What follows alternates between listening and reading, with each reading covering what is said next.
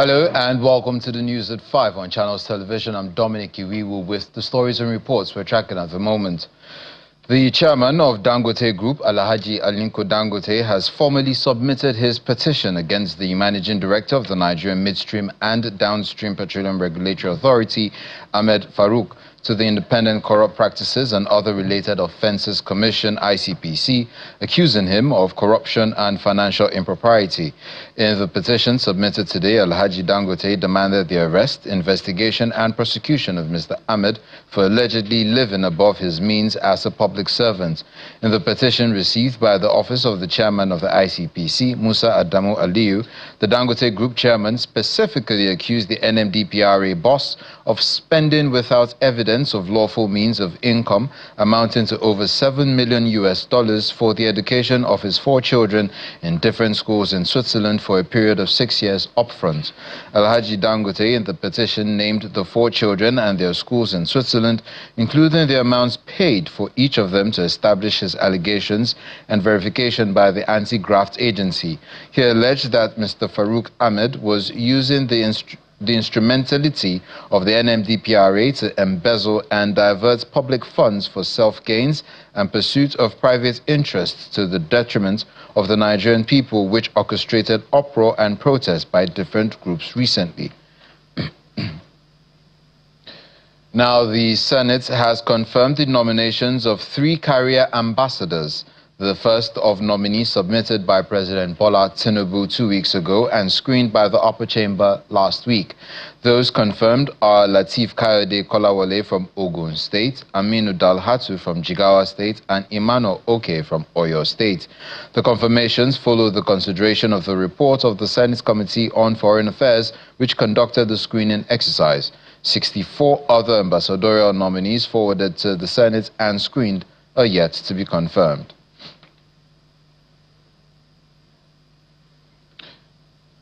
Now to politics. Members of the People's Democratic Party's National Working Committee, under the leadership of Tamino Turaki, have convened a high-level joint meeting bringing together former governors and ex-ministers who rose to office in the PDP platform. The engagement forms part of an ongoing consolidation drive aimed at strengthening internal unity and rallying influential party figures, following the party's national elective convention held on November 15 and 16 in Ibadan. In attendance are notable party stalwarts, including former Niger State Governor Babangida Aliyu and former Kano State Governor Ibrahim Shekarau, alongside several former ministers, many of whom served during the administration of former President Goodluck Jonathan.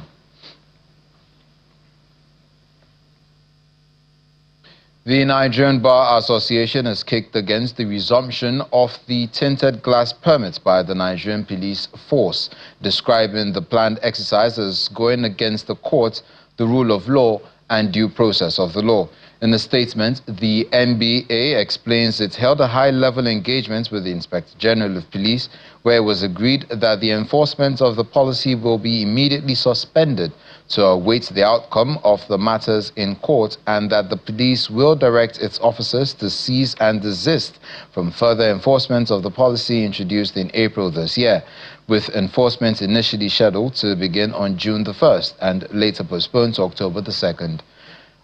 However, the NBA faulted the statement of the police to resume the exercise of enforcement of the tinted glass permits policy, accusing the police of total disregard for the rule of law and due process. The NBA statement adds that in defense of the rights of Nigerians, it hereby directs all NBA branches and the NBA Human Rights Committee to immediately intervene and provide legal representation to any Nigerian who is harassed, arrested, whose vehicle is impounded, or who is prosecuted by the police on account of the alleged violation of the tinted glass permits policy.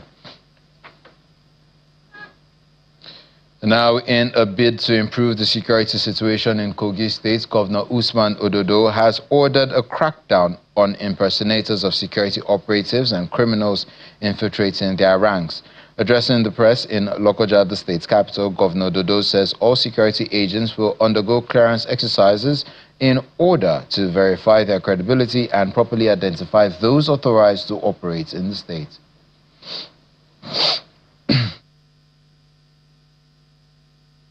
Security agencies operating in the state shall be subject to verification and clearance by a security monitoring team comprising representatives of the Armed Forces of Nigeria, the Nigeria Police Force, the Department of State Services, and the Nigeria Security and Civil Defense Corps.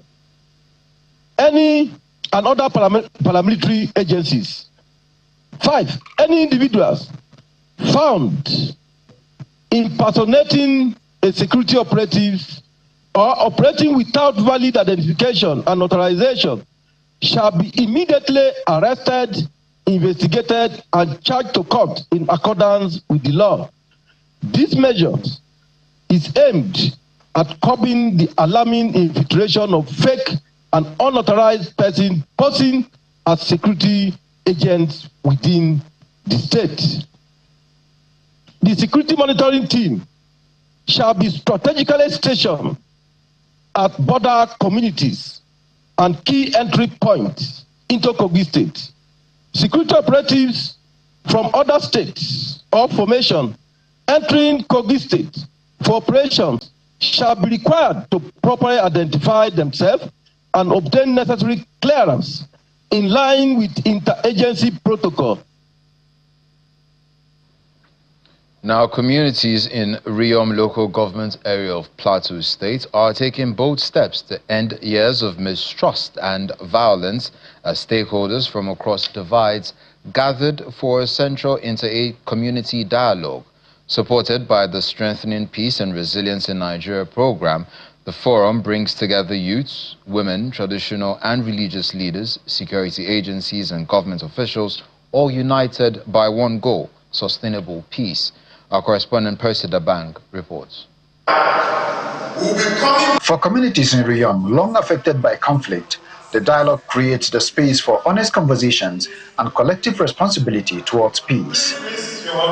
Held in Barkin Ladi, the Central Inter-Community Dialogue Forum brought together representatives from 15 communities across Riom local government area of Plateau State. Participants grouped into youth, women, and religious leaders identified key drivers of conflict, including illegal grazing, destruction of farmlands, killings, drug abuse, and weak justice systems. The stakeholders agreed on practical steps such as sustained dialogue, joint security efforts, community sensitization, youth and women empowerment, and responsible land use management. By coming together in this platform, you have shown that healing, rebuilding, and progress are truly possible when we listen to one another. Officials of the Plateau State Peace Building Agency applaud the community-driven dialogue to resolve conflict in the state. Extend your hands of commitment to the agency, and the agency will come in along with the peace ambassadors to ensure that peace is restored and sustained in our various communities. Traditional rulers and the organizers forum emphasize the influence of youth in either escalating or preventing violence, calling for justice and stronger community leadership. As the discussion today entails on youth, that's the most sensitive group in the population who participate in active violence. So it's good to focus targeting there. We are targeting young people, we are targeting elders in the community based on the problem that they are able to identify. So if whatever that they identify as a problem, they would also deal with it at that level. Ours is to see how do we serve as a support system to see that they implement these initiatives, and we keep on monitoring it. Stakeholders believe the forum has reopened channels of trust and communication with commitment to translate dialogue into action, offering renewed hope for lasting peace in Rio. Percy Dabang, Channels Television News. Now, host communities in Omoku, Ogba, Egbema, and Doni local government area of River State are protesting against what they call neglect by Oando Energy. The protest, which has been going on for over a week, has seen natives of the community picketing the company's facility over alleged neglect, condemning the company's management's decision to cease electricity maintenance in their communities. Carrying placards with inscriptions, residents say they've been treated unjustly and demand better. Meanwhile, the Omoko host communities are threatening that if their demands aren't met, they will extend their protest to other facilities owned by Oando.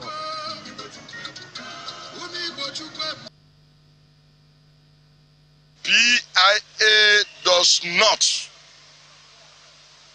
stop Oando from maintaining our lights, because we got our lights through environmental hazard or environmental injustice, and we are still suffering from pollution. You can see gas flaring everywhere in Obaebe Mandoni. You can see pollution everywhere.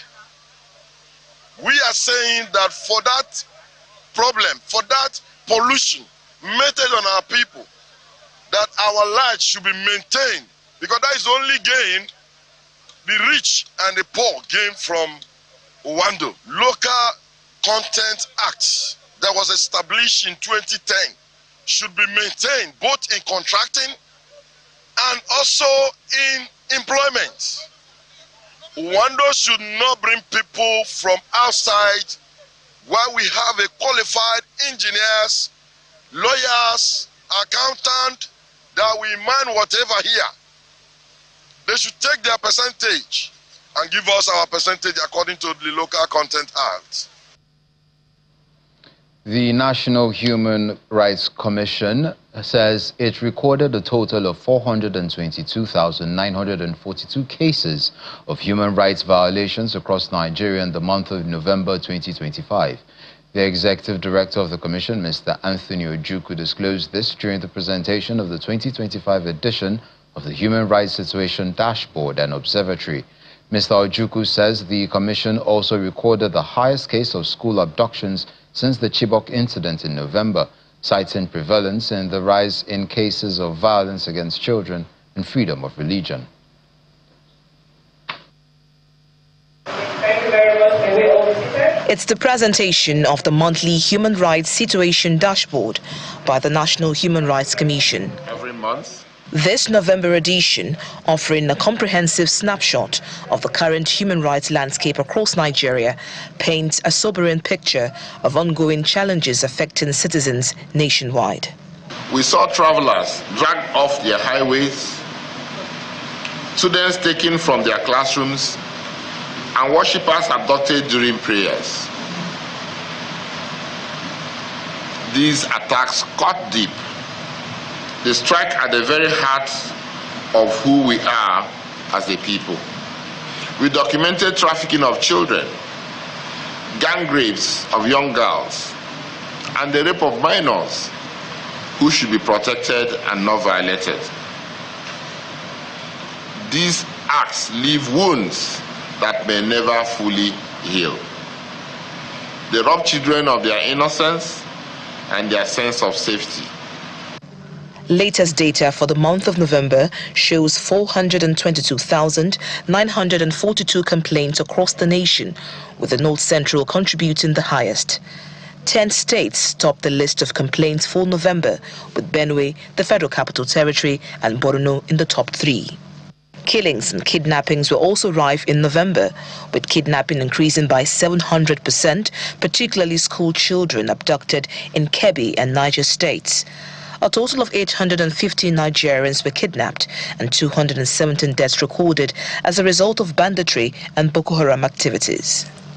The Commission also recorded cases of violence against children, women's rights, sexual and gender-based violence, and complaints against freedom of religion. From today onwards, please note that any school that is owned by a religious body, whether it's Muslim or Christian, is a platform for advancing freedom of religion. The Constitution protects everybody to set up a school, set up places of education, and impact the religion of that faith through that school.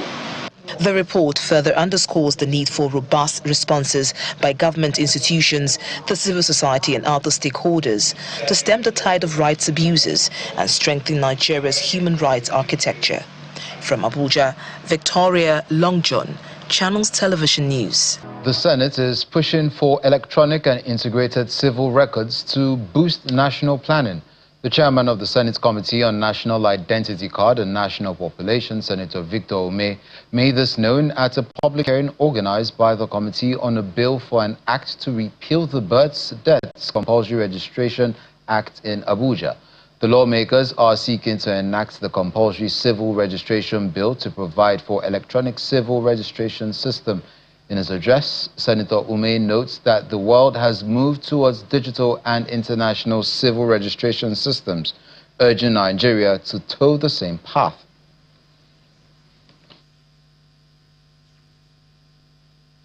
A bill for an act to repeal the births, deaths, and so on Compulsory Registration Act Cap B9 Laws of the Federation of Nigeria 2004 and to enact the Compulsory Civil Registration 2025 to provide for electronic civil registration system and for other related matters 2025 SB 913. This reform is critical to ensuring that every birth and every death in Nigeria is accurately recorded. It is the foundation for credible population data, effective national planning, and transparent governance. Nigeria has operated for decades under an outdated civil registration framework that cannot support modern development needs. We have relied on estimates, projections, and fragmented identity systems, challenging the accuracy of planning across education, health, national security, social welfare, electoral boundaries, economic strategy, and resource allocation.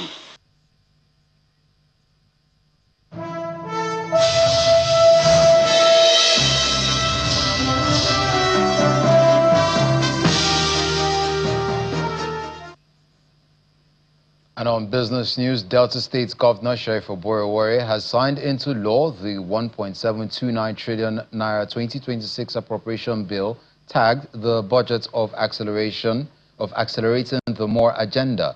The 2026 budget, which is over 70% higher than the 2025 estimate, allocates 70% to capital projects and 30% to recurrent expenditure, reflecting the administration's strong focus on infrastructure, economic growth and sustainable development, backed by improved revenue performance and fiscal discipline. While commending the Delta State House of Assembly for its timely passage of the bills and the effective collaboration between both arms of government, Governor Oborowori says the accompanying laws will strengthen social welfare delivery, standardize and expand teacher education, and enhance the state's legal capacity to tackle terrorism, cultism, and related crimes. State Anti-Terrorism and Cultism Amendment Law, which seeks to reduce to the barest minimum acts of terrorism, cultism, and activities of related vices. It is very important that I emphasize on all these bills. Let me state clearly that meaningful progress demands bold decisions, and real change comes from the courage to act. So if you don't have the courage to act, you cannot achieve all these programs. In 2026, we will hit the ground running, laying foundation for long-term prosperity and inclusive opportunities. Nigeria has commenced the phased transition to a cost-reflective electricity tariff system aimed at improving efficiency, sustainability in the power sector. The move is designed to better reflect the true cost of electricity supply and attract long-term investment. However, the director of West Power and Gas Limited, Mr. George Etomi, who was a guest on Business Morning, says progress must be accelerated. He argues that greater innovation is urgently needed to fast-track the transition and ensure the reforms deliver reliable and affordable power. The banding system, there are 5 bands, A to E, and as we talk today, it's only band A that's actually paying full cost reflective tariffs. Bands B, C, and D, and you can tell the difference. The difference between band A and band B is almost four times. And so what the discos try to do is to, as improve services, migrate more and more people from lower bands to higher bands. This is the transition method. And if you look at the figures, revenues, overall revenues from discos has increased tremendously. By the first half of this year, we had hit the over 1 trillion mark, which was unheard of in the history of tariff collections. And as I speak to you, towards year end, we're inching towards 2 trillion. That would help, but there's still a lot to be done. And it also gives us an opportunity to review this banding system. Now, the federal government has expanded its collaborations in agriculture to include foreign and local partners to boost food security and ensure sustained agriculture value chain productivity. The Minister of Agriculture and Food Security, Mr. Abubakar Kyari, stated this during a ministerial retreat in Abuja, where he stated that the collaborations will leverage technology, innovation and climate-smart agriculture to enhance crop yield and promote all-year-round production. He disclosed that community-driven agricultural production that will provide employment for youths and women are being developed and implemented to broaden market outlets and consumer demands.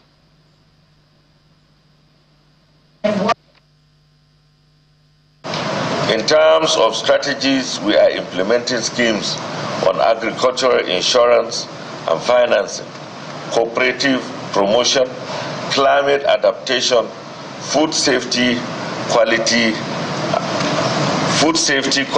nutrition. As priority actions, ongoing interventions include the expansion of agricultural infrastructure, collaboration on irrigation, delivery of agro inputs, and the repositioning of agricultural institutions. On mechanization in particular, the federal and state governments are implementing partnerships with Belarus, Messrs. Origin, and John Deere, as well as Brazil, for the purpose of manufacturing agricultural machinery and closing tractorization gap in Nigeria. And that's it on Business News and the News at 5. I'm Dominic Iwiwu. Up next is The World Today.